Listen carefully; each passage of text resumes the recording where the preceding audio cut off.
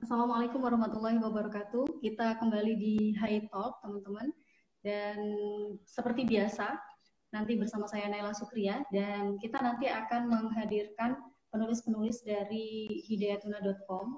Dan kali ini kita akan menghadirkan sosok perempuan yang cerdas dan juga cantik, gitu ya. Ada Mbak Mu'alifah, yang beliau adalah mahasiswa S2 UGM dan juga anggota dari Puan Menulis, dan beliau juga meminati tentang isu-isu tentang gender. Dan untuk teman-teman nanti yang ingin bertanya, boleh ya, silahkan nanti di kolom komentar, silahkan sampaikan pertanyaan di kolom komentar, nanti akan sampaikan.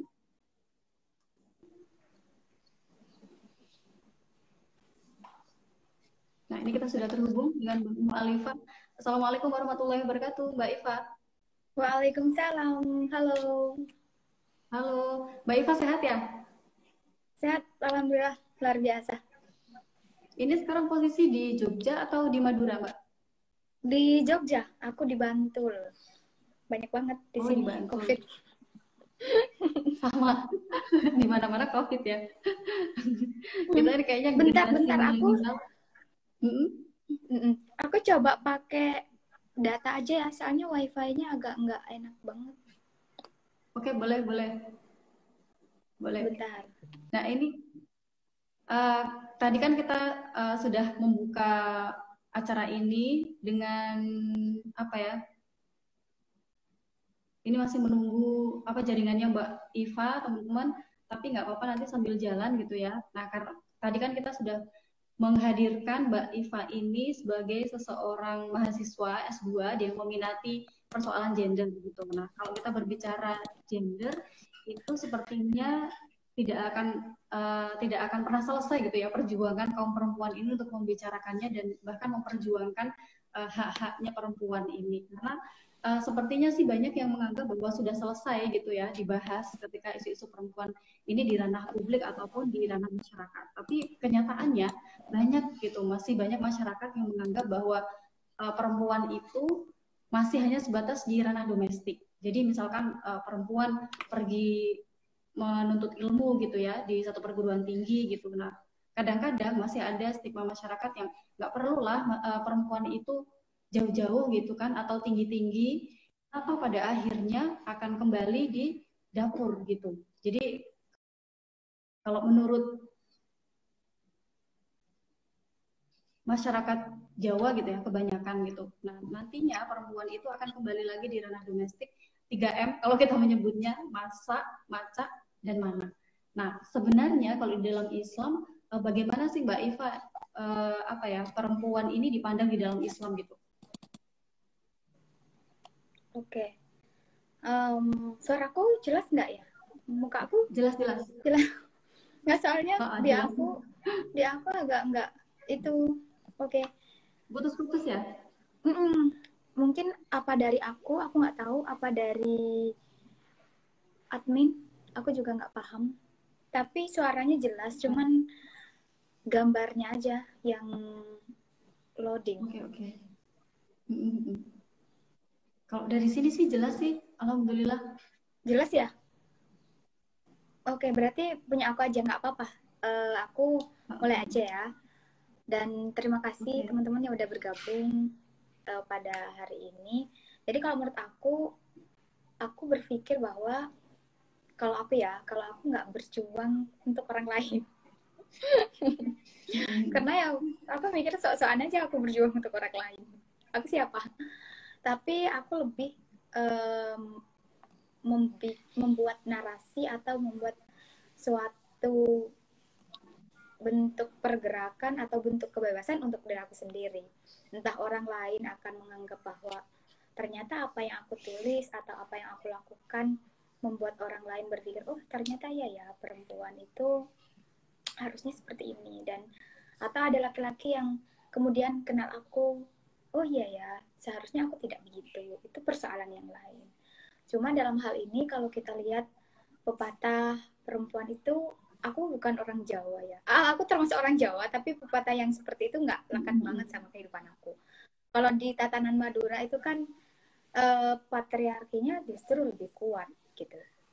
kebebasan untuk memperoleh pendidikan, kebebasan untuk memperoleh hak di bidang publik itu sangat terbatas. Sehingga dari sana aku berpikir bahwa selain agama yang menjadi dogma masyarakat, ada lagi budaya. Budaya yang melekat kepada masyarakat bahwa perempuan itu tidak punya hak untuk berpendidikan. Meskipun lambat laun pemikiran seperti itu ada. Berubah dan berkembang seiring berjalannya waktu. Cuman kalau di aku dengan latar belakang kedaerahan, pandangan-pandangan seksis, pandangan-pandangan yang patriarkis itu masih kuat banget gitu. Kalau kita tarik ke Islam misalkan, enggak kok, Islam enggak mengungkung perempuan untuk berkarir atau berpendidikan atau bahkan ya menyukai apa yang kita sukai sebagai perempuan misalkan. Itu sih kalau aku. Nah, ini kan tadi Mbak Iva ini berangkat dari budaya patriarki yang justru lebih kuat gitu kan. Nah, ketika pertama kali gitu Mbak Iva akhirnya sadar, oh ya perempuan itu juga punya hak yang sama gitu di masyarakat. Nah, itu dari mana gitu Mbak? Ya tentu banyak faktor. Pertama ya pengalaman, kedua misalkan aku membawa pemikiranku yang begini, ada pengalaman orang tua tuh. Pengalaman orang tua yang tidak memperoleh pendidikan karena itu tadi, pengalaman karena dia perempuan. Kemudian setelah pengalaman, ada juga pengalaman saya pribadi. Bertemu dengan banyak orang, membaca misalkan, itu menjadi salah satu faktor kenapa pemikiran itu sampai pada saat ini. Cuman kan nanti permasalahannya saya dihadapkan dengan masyarakat sekitar misalkan yang masih tabu dengan persoalan pendidikan perempuan. Kalau aku lebih kepada pendidikan perempuan ya. Karena memang pernikahan dini, kalau di daerahku pernikahan dini, kesadaran untuk berpendidikan itu masih sangat rendah. Jadi kalau aku dari pengalaman orang tua misalkan yang tidak diperbolehkan untuk menempuh pendidikan, kemudian ada pengalaman-pengalaman teman yang harus menjadi ibu rumah tangga yang bukan waktunya, kalau menurut saya itu menjadi salah satu faktor mengapa saya sampai pada pengalaman yang hari ini gitu. Oke. Nah, kalau di Madura itu sebenarnya yang mempengaruhi patriarki itu dari dogma apa ya, budaya kah atau dogma agama sebenarnya? Banyak sih. Yang parah itu justru dari perempuan itu sendiri. Misalkan begini, saya hidup di lingkungan di mana kesadaran untuk berpendidikan dari perempuan itu sangat rendah. Jadi usaha untuk mendobrak, misalkan saya katakan begini, usaha untuk mendobrak budaya itu tidak ada. Artinya ketika saya lulus SD atau SMP bahkan SMA, keinginan untuk berpendidikan dari perempuan itu sendiri nggak ada. Bahkan parahnya ketika misalkan seorang perempuan berpikir pendidikan bagi perempuan itu tidak penting. Sehingga pernikahan dini, kalau saya katakan pernikahan dini yang terjadi di lingkungan saya khususnya, itu tidak hanya dikehendaki oleh orang tua, tapi atas dasar keinginan anak itu sendiri. Ini yang menjadi masalah menurut saya. Menurut aku tuh masalahnya semakin kompleks. Kenapa? Karena ketika seseorang itu tidak berangkat dari dirinya sendiri, maka akan sangat susah. Misalkan saya katakan, kenapa saya bisa menempuh pendidikan sampai saat ini? Ya karena saya memiliki kemauan, saya memiliki keinginan, dan saya berusaha untuk mewujudkan keinginan itu. Andai saja itu mungkin, apakah alasan teman-teman sebaya menikah dengan pernikahan dini nggak boleh berpendidikan? Ya salah satunya bukan hanya faktor budaya, tapi faktor dari perempuan itu sendiri. Ya di samping dengan beberapa faktor budaya yang lain, masyarakat akan beranggapan buruk tuh ketika perempuan menempuh pendidikan, terus kemudian berkarir, ya pada akhirnya kamu tidak akan mendapat jodoh. Stigma-stigma semacam itu tuh kayak semacam membuat orang tua takut dan paranoid banget ya punya anak perempuan yang belum menikah di usia 20 tahun ke atas gitu. Mungkin kalau di Jogja umur 20 tahun ke atas itu masih sangat muda, 21, 22, 23. Tapi kalau di masyarakat saya misalkan, itu udah kayak semacam aib orang tua punya anak perempuan yang belum nikah gitu. Betul. Memang tuh ya, kalau di usia-usia 20 ke atas itu biasanya udah bingung gitu ya orang tua mencarikan jodoh gitu. Padahal anaknya masih pengen sekolah misalnya. Nah, ini kalau tadi kan ada, kalau Mbak Iva sebutkan ada beberapa hal yang mempengaruhi apa ya faktor tadi ketidakbebasan perempuan gitu ketika mendapatkan hak pendidikan gitu. Nah, ini apakah kemudian agama juga ikut melanggengkan hal-hal yang tadi gitu, Mbak? Iya tentu, apalagi masyarakat. Kalau aku ya, aku nggak bahas secara kompleks persoalan yang demikian, tapi aku bahas di lingkungan aku pribadi.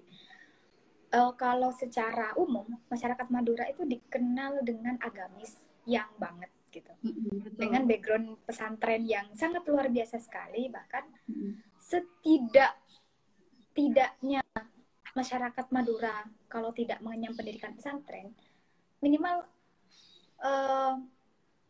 dalam konteks baca Al-Quran dia unggul dibandingkan dengan yang lain. Aku katakan demikian karena meskipun tidak menempuh pendidikan pesantren, kita dari kecil menempuh pendidikan madrasah yang sangat luar biasa sekali. Kalau disamain ya sama pesantren, cuma bedanya kita nggak nginep aja di pesantren gitu. Nah, dari sana dogma ngaji kitab, kalau di pesantren kita diperkenalkan dengan bentuk kepatuhan perempuan sebagai istri, perempuan harus segera menikah, perempuan harus nurut sama suami misalkan, perempuan jadi ibu. Dan itu yang dogma semacam itu yang membuat masyarakat beranggapan bahwa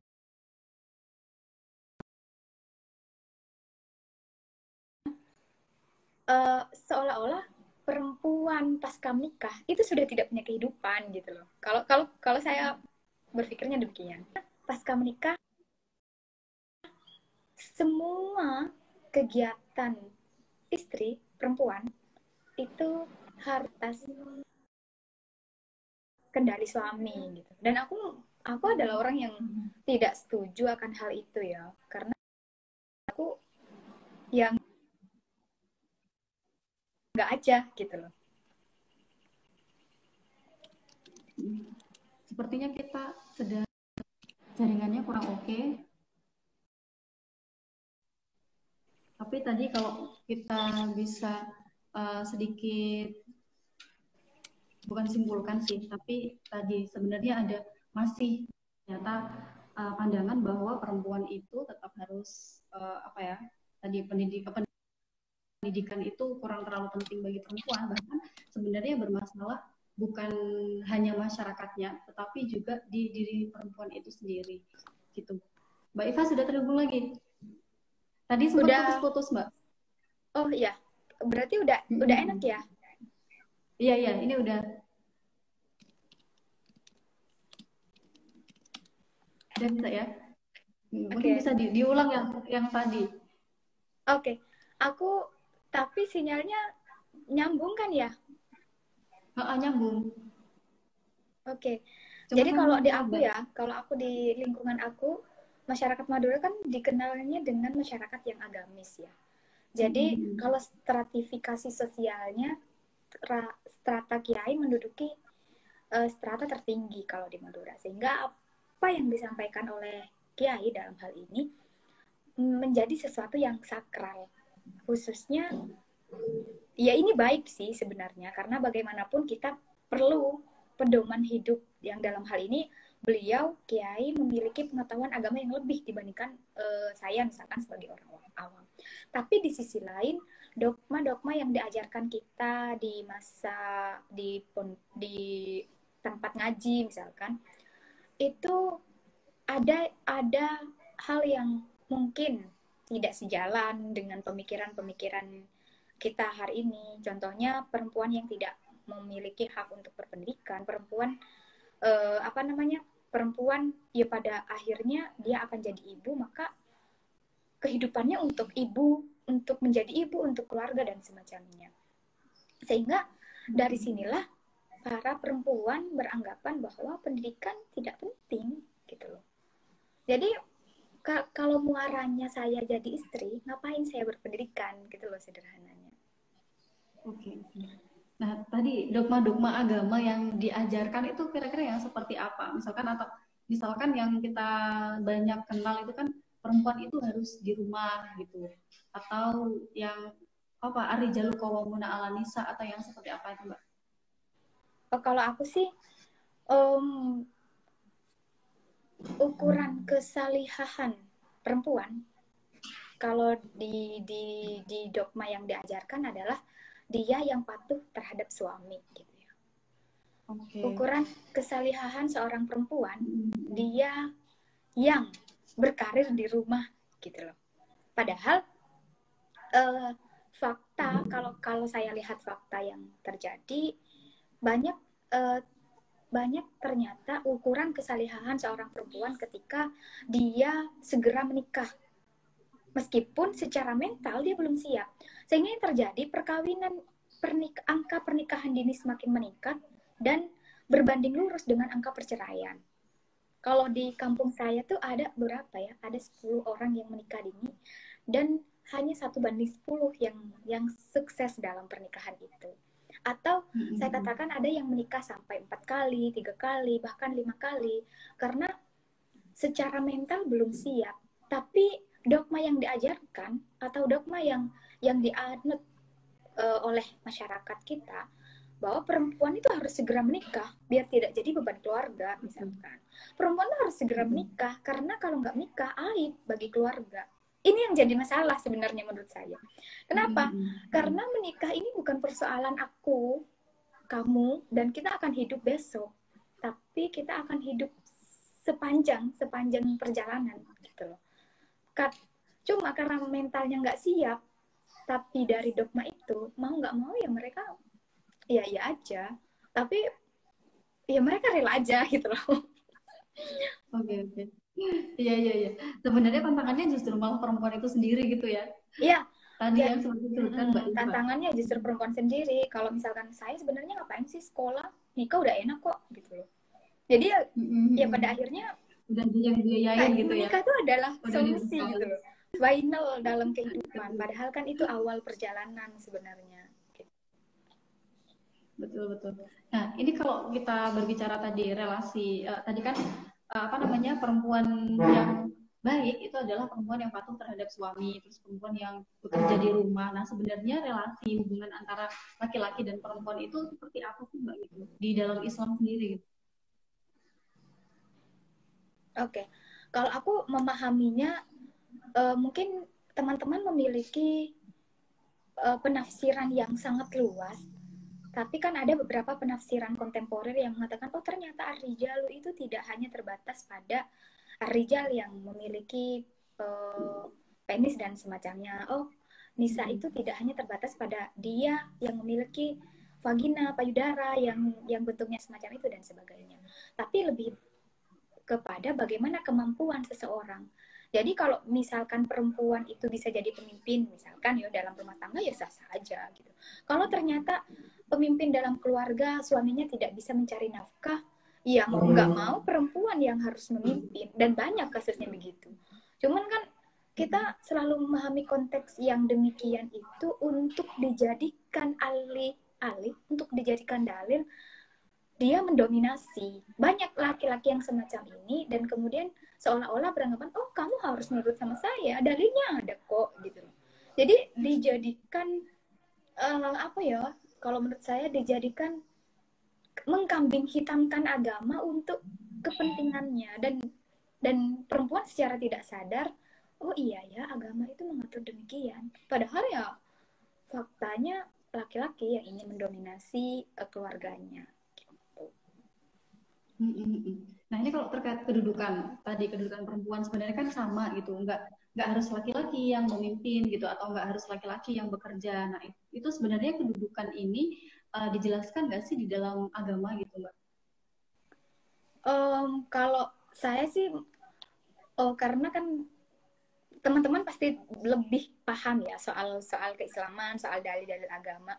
Cuman dengan memiliki landasan kemanusiaan, menganggap bahwa perempuan dan laki-laki adalah sama-sama manusia, bagi saya itu menjadi salah satu syarat yang cukup ketika kita ingin membangun rumah tangga. Dalam artian begini, kalau aku minjem kata, ada seorang yang bilang begini, ada sebuah kelas di mana si A pinter dalam ranah matematika, si B pinter dalam ranah bahasa Indonesia, sehingga dia memiliki kemampuan di bidang masing-masing. Dan ini kita bisa jadikan prinsip ketika membangun rumah tangga. Misalkan, oh saya yang laki-laki ternyata lebih bisa dalam ranah kalau secara teknis bisa benerin lampu. Oh perempuan saya bisa loh ngejahit baju. Dan relasi-relasi semacam ini yang kemudian memunculkan pemikiran bahwa tidak ada yang saling mendominasi antara yang satu dengan yang lain, sama-sama, dan kita memiliki kemampuan di bidang masing-masing gitu. Jadi jangan seolah-olah ketika misal ya ada laki-laki yang ingin menikah dengan saya maka saya mau jadi pemimpin, dalam enggak. Cuman dalam hal ini lebih kepada kesadaran untuk memberikan untuk terbuka pemikirannya bahwa kita bisa diskusi dalam ranah apapun, saya bisa memutuskan dan dia juga bisa memutuskan. Ini yang kurang disadari. Jadi seolah-olah bahwa ketika perempuan itu menggembur-gemburkan perempuan dan laki-laki setara, seolah-olah dia mau mendominasi. Enggak, padahal kenyataannya enggak demikian gitu.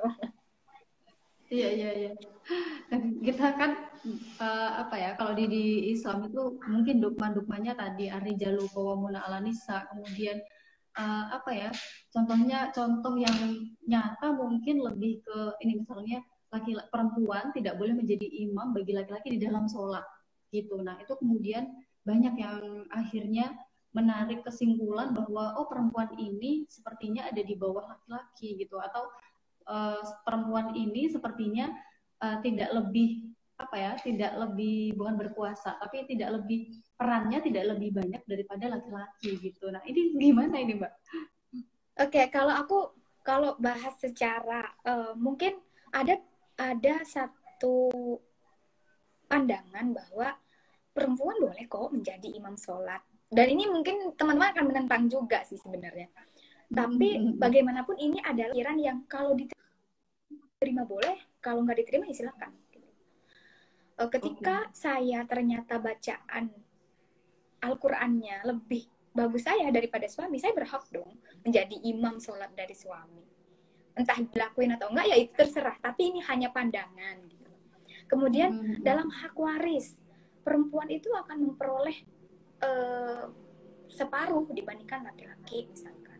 Tapi gimana kalau dalam konteks perempuan itu saudara laki-lakinya lebih kaya dibandingkan saudara perempuannya? Ini kan beda lagi. Sehingga pembagiannya kita lebih aplikatif bagaimana membagi warisan itu setara. Kemudian ada lagi saksi dua perempuan itu sama dengan satu laki-laki, sehingga kedudukan perempuan itu sangat rendah di pandang Islam. Ini yang dijadikan dikambing hitamkan oleh beberapa orang dalam memaknai agama yang memandang perempuan itu sendiri. Padahal menurut saya, kalau saya pribadi, mungkin di bagian yang lain, yaitu tadi tidak kemudian kita mendominasi banyak hal. Di bagian yang lain laki-laki lebih unggul, di bagian yang lain perempuan pun lebih unggul. Cuman ya itu tadi, ayat-ayat Al-Quran dijadikan kambing hitam oleh sebagian orang. Misalkan ketika ada pencalonan bupati atau pencalonan pemerintahan yang itu adalah tokohnya perempuan, pasti dalil-dalil yang dikemukakan itu dalil-dalil apabila suatu negara dipimpin oleh perempuan maka akan rusaklah negara itu. Nah itu yang semacam kok kudet banget ya, masih beranggapan demikian. Padahal yo kalau misalkan dalam sebuah negara dipimpin oleh tukang sapu misalkan, ya laki-lakinya nih punya kemampuan cuma bisa nyapu, sedangkan perempuan bisa ngelola, ya nggak apa-apa, sah-sah aja. Ini kan kita sedang berbicara bagaimana kemampuan yang ada dalam diri seseorang. Kalau saya kemampuannya menulis, kemudian disuruh itu kan nggak bisa gitu ya. Sama halnya dalam kedudukan publik perempuan dan laki-laki gitu. Berarti semuanya adalah sebenarnya tergantung peran kita masing-masing gitu ya Mbak ya? Tergantung peran dan tergantung bagaimana orang itu memberikan kesempatan.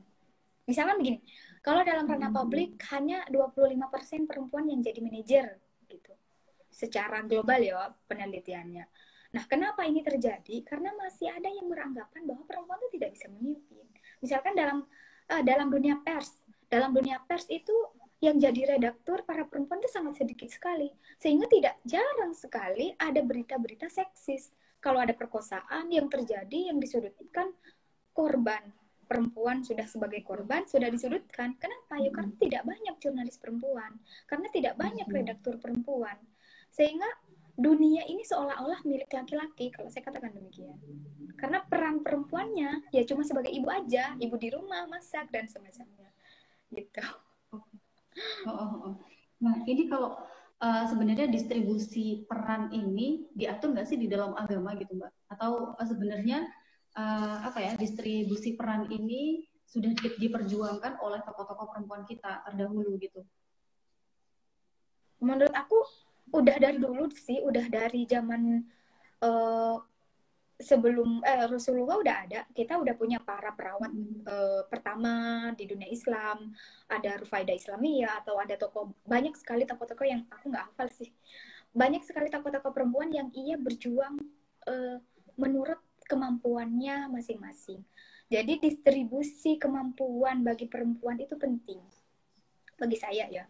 Kenapa? Karena ya itu tadi, ketika banyak sekali peran-peran yang itu tidak ada perempuannya, maka yang terjadi adalah ya kita ya gini-gini aja. Kita seolah-olah merasa nggak apa-apa, tapi sebenarnya ada apa-apa. Misalkan dalam ranah kedokteran, ketika kita melahirkan ketika kita melahirkan, dokter-dokter yang menangani kita hamil itu justru laki-laki loh. Misalnya dalam sebuah ruangan ada dokter kandungan, ada dokter yang khusus khusus menangani kelahiran, ada dokter yang khusus menangani bedah, dan itu semua laki-laki. Kita sudah sejak dalam kandungan aja sudah didominasi oleh laki-laki.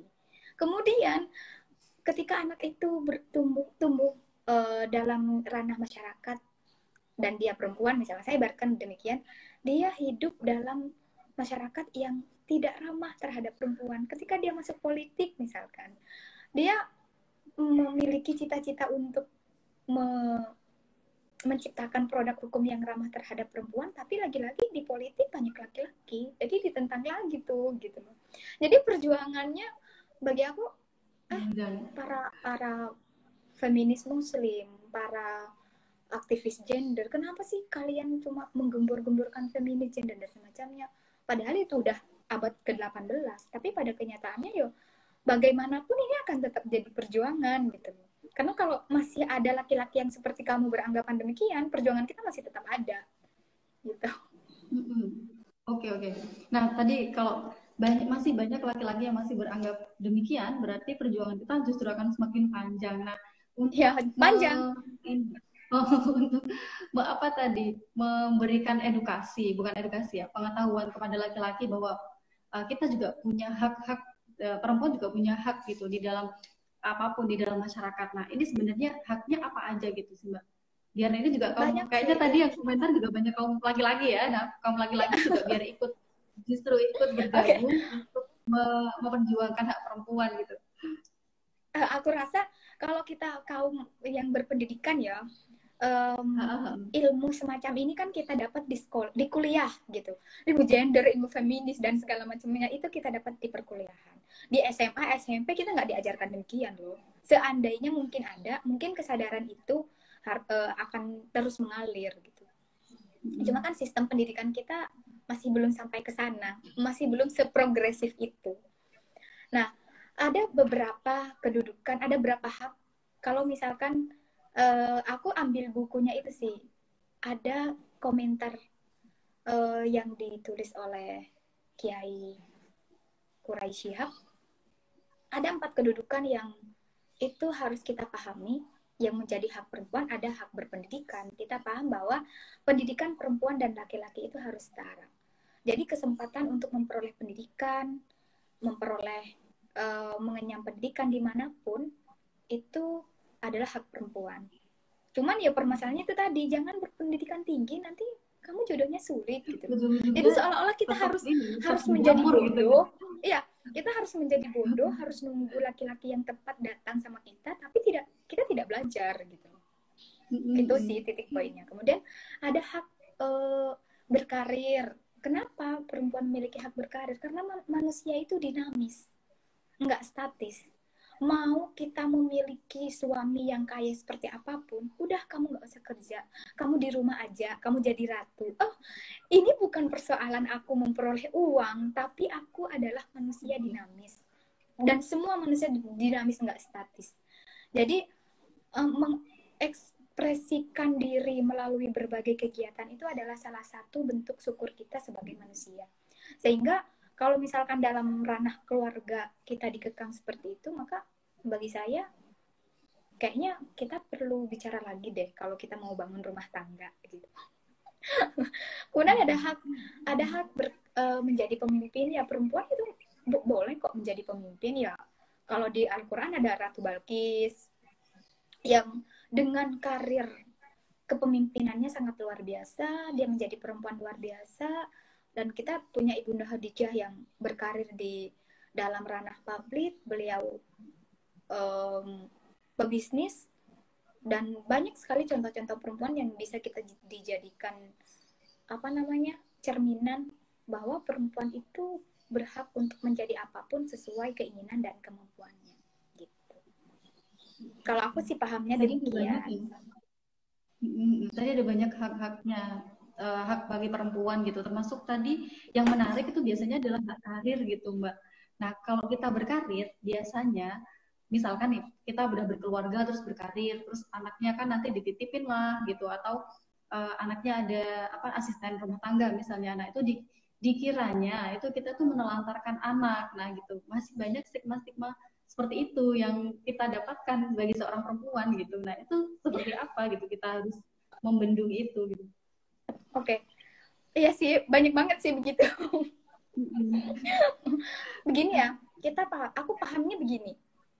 Kodrat aku sebagai perempuan adalah mengandung, melahirkan, menyusui. Itu kodrat. Perihal aku masak dalam ranah keluarga, perihal aku masak, merawat anak, itu bukan kodrat aku.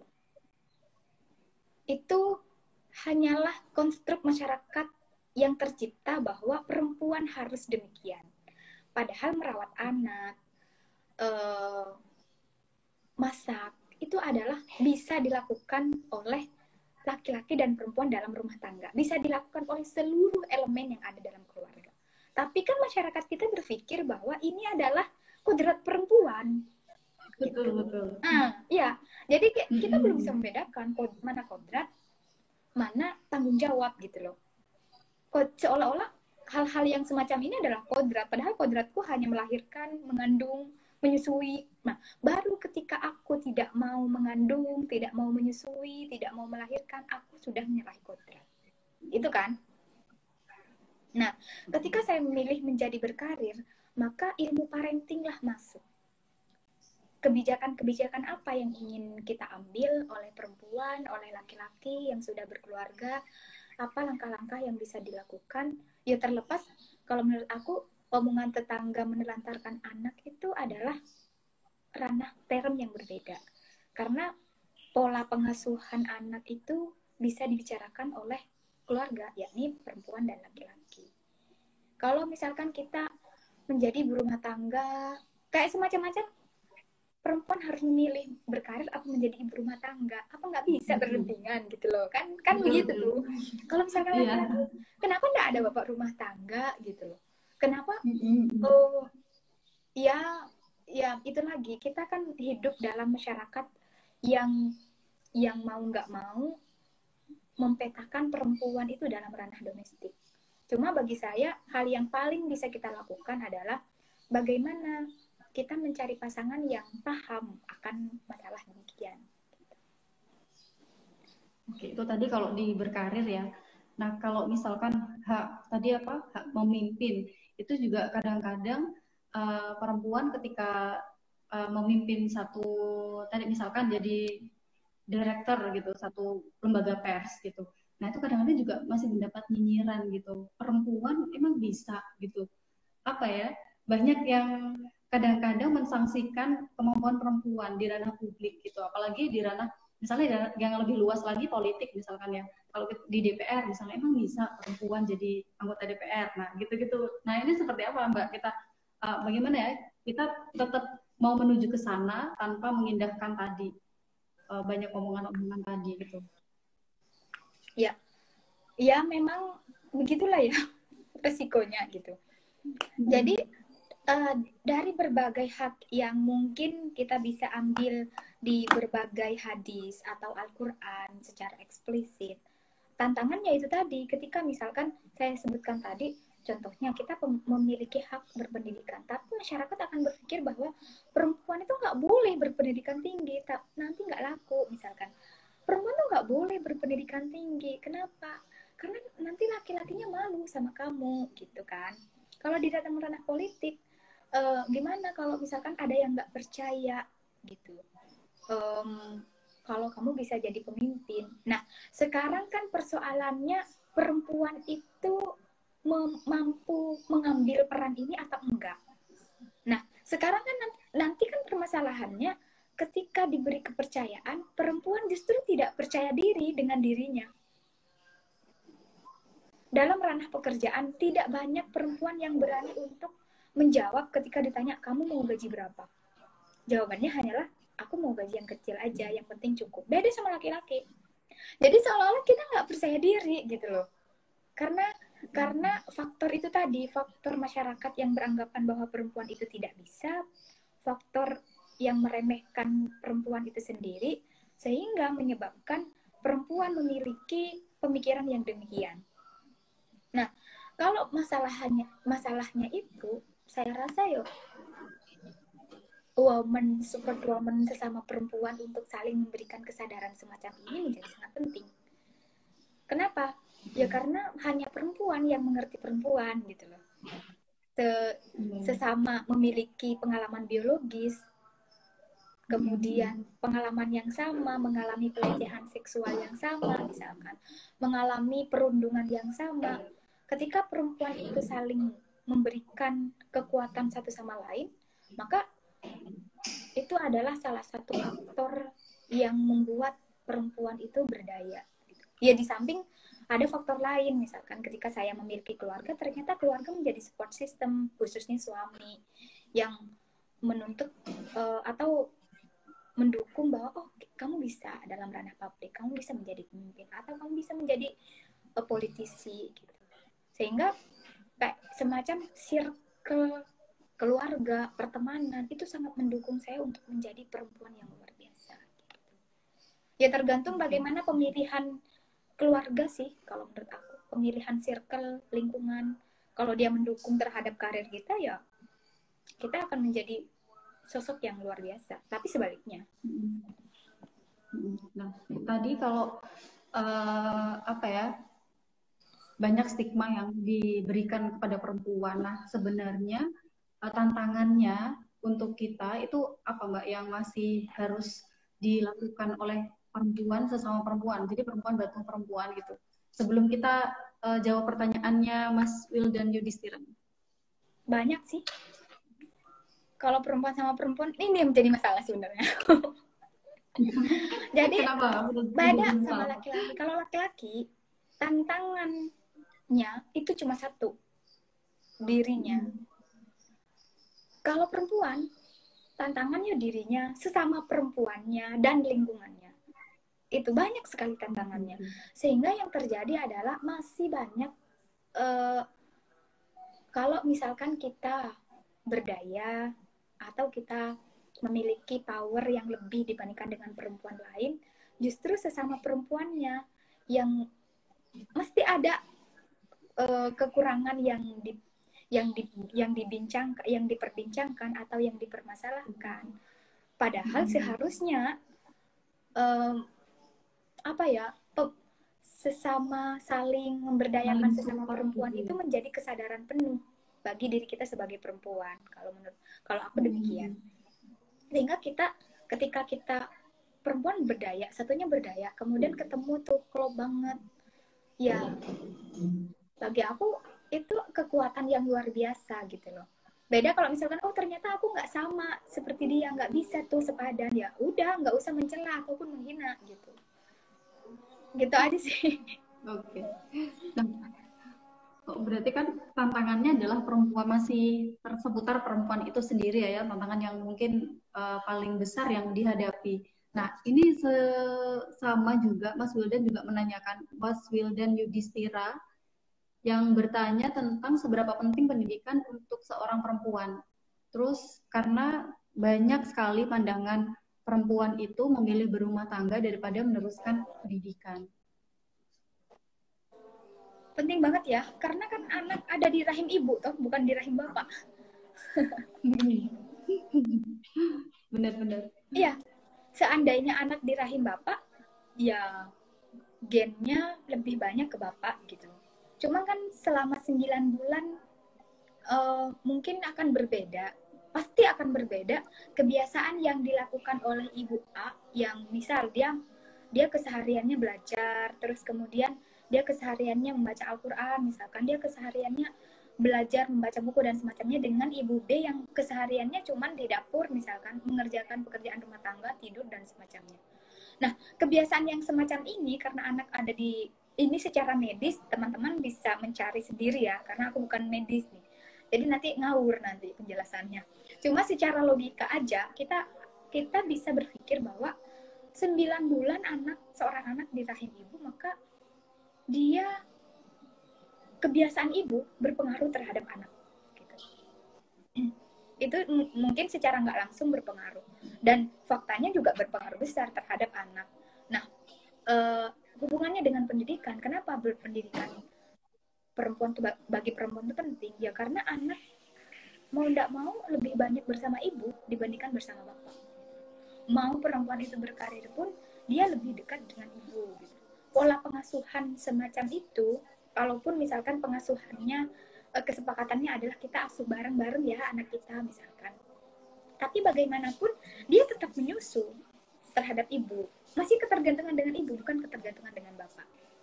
Sehingga ketergantungan yang kuat terhadap ibu mengharuskan ibu memiliki nilai yang lebih secara keilmuan, secara pendirian, secara karakter misalkan.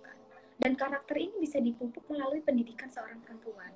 Nggak mungkin dong kita nggak berpendidikan, kemudian bisa memiliki nggak baca buku atau nggak mengenyam pendidikan pesantren misalkan, punya pemikiran yang bagus kalau nggak diasah. Karena kita bukan bukan sufi atau bukan alim ulama yang sangat luar biasa sejak lahir gitu. Kita hanyalah perempuan biasa. Jadi usaha-usaha untuk menjadi perempuan luar biasa itu harus kita tempuh dengan berbagai proses panjang. Gitu sih kalau aku. Itu kalau pentingnya pendidikan buat perempuan. Nah, kalau terkait dengan pentingnya pendidikan gender ini terhadap laki-laki dan perempuan, ini seperti apa, Mbak? Penting banget menurut aku.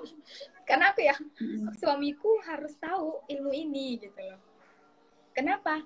Karena kita akan menjalankan relasi keluarga yang tidak saling mendominasi. Artinya, dia harus paham bahwa perempuan itu tidak statis. Dia harus paham bahwa perempuan itu sama-sama manusia. Sehingga dalam berbagai ranah keluarga misalkan, dogma agama itu tidak dikambing hitamkan. Misalkan perempuan harus nurut sama suami sehingga ketika mau melakukan hubungan suami istri seharusnya suami. Azan. Mungkin bisa dilanjutkan sedikit sebelum ditutup. Oke. Jadi ketika misalkan suamiku berpikir bahwa istriku harus nurut, maka seluruh keinginanku harus terpenuhi oleh sang istri. Alih-alih hubungan suami istri itu seharusnya dikehendaki oleh laki-laki dan perempuan, tapi karena dogma tadi dia akan berpikir bahwa ya mau saya dong, kan saya pemimpinnya, kan saya yang seharusnya kalau saya mau ya harus dilayani. Dogma-dogma semacam ini kan yang membuat perempuan tetap ngomong. Dia nggak tahu ya kalau istrinya sakit misalkan secara psikologi, dia nggak tahu ya kalau istrinya nggak sehat gitu, dan melakukan hubungan suami istri dalam kondisi yang demikian hanya karena dogma justru akan memperburuk kondisi mental istri itu sendiri. Makanya ada berbagai tulisan tentang perkosaan dalam rumah tangga gitu. Karena ya istrinya nggak mau gitu loh. Makanya pandangan-pandangan gender semacam ini bagi saya, kalau dia calon suami saya dalam ranah hal privasi, dia harus tahu soal ini. Entah orang lain akan beranggapan oh nggak penting tuh kalau dia calon suami saya, itu kamu. Tapi yang penting dalam menjalin relasi keluarga yang bagi aku satu kali dalam hidup. Oke, Mbak Iva, terima kasih. Tadi sebenarnya menarik banget sih ya pembahasan tentang hak perempuan, kemudian pembahasan tentang gender gitu ya. Tapi karena sudah azan terdengar jelas sekali, jadi kita terpaksa harus mengakhirinya, Mbak Iva. Semoga lain waktu bisa kita berbincang lagi ya tentang gender gitu. Baik, terima kasih Mbak Iva. Wassalamualaikum warahmatullahi wabarakatuh. Oke, sama-sama. Waalaikumsalam warahmatullahi wabarakatuh. Dan itu tadi teman-teman pembahasan tentang perempuan di panggung politik gitu ya. Jadi ada banyak sekali sebenarnya hak-hak perempuan yang ternyata belum terpenuhi gitu. Ada hak pendidikan, kemudian hak berkarir, hak berpendapat ataupun hak berpolitik. Sebenarnya bukan tidak terpenuhi gitu ya. Cuman masih harus terus untuk diperjuangkan untuk memiliki kesetaraan yang sama dengan laki-laki gitu. Karena tadi stigma masyarakat, kemudian budaya masyarakat hingga dogma agama itu ikut menyumbang bagaimana peran perempuan ini seperti dinomorduakan gitu sih. Nah, teman-teman yang sudah bergabung terima kasih banyak. Semoga kita nanti di Kamis ke depan bisa bertemu lagi ya. Wassalamualaikum warahmatullahi wabarakatuh.